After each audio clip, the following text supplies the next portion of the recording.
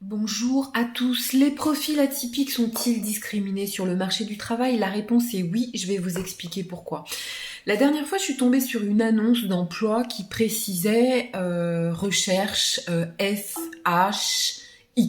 Hein, donc femme, homme et X. Bon, très bien. Alors évidemment, les entreprises, elles veulent toutes se targuer du fait qu'elles sont inclusives, qu'elles sont ouvertes à la diversité des profils. Et donc, j'ai été étonnée, sauf que, bon, dans la réalité, évidemment, ça n'est pas vrai. Les entreprises sont pas du tout ouvertes aux profils atypiques, comme on les appelle, et je vais vous expliquer pourquoi. Donc, qu'est-ce qu'un profil atypique? Alors, un profil atypique, c'est un profil qui rentre pas dans les cases, hein, ça va être donc les HPI, hein, parce qu'ils pensent trop vite, les hypersensibles qu'on juge un peu trop émotionnels, les multipotentiels qu'on taxe d'instables, les intuitifs, vous savez, les personnes qui sentent les choses, hein, qu'on va trouver un peu perchées parfois. Et bon, les profils neuro-atypiques, hein, d'une manière générale, qu'on ne sait pas manager, parce que forcément, un profil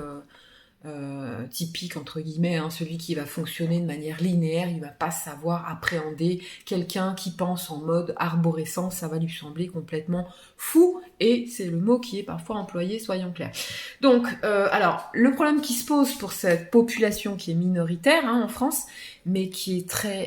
qui a une valeur particulière qu'il faut quand même mettre en avant, et dont il faut s'occuper, c'est que donc ces profils particuliers, ils n'ont pas accès au marché de l'emploi classique, hein, ils sont parfois obligés de résister donc à un certain nombre de refus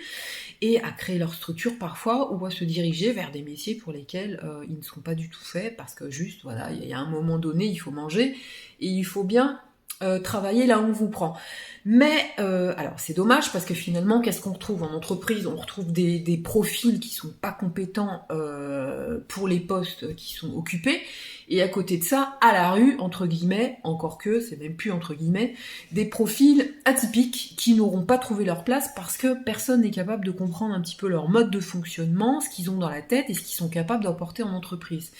Et on est en 2025, alors c'était le cas il y a quelques années en arrière, il n'y avait pas de réseau, il n'y avait pas d'explication, ce type de population n'était pas connu et pas pris en charge, mais là on est quand même en 2025, les choses changent, les gens sont censés avoir accès à un certain nombre d'informations, alors il y a beaucoup de choses qui ont évolué, ces profils sont maintenant un peu mieux pris en charge, connus en tout cas, mais il y a quand même beaucoup de réticence, beaucoup d'ignorance et d'incohérence par rapport au recrutement de ces profils.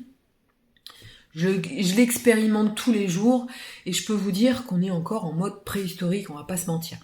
Toujours est-il que si vous avez un profil atypique et que vous souhaitez donc vous repositionner dans le monde typique pour être compris, parce qu'il faut bien intégrer la société telle qu'elle existe,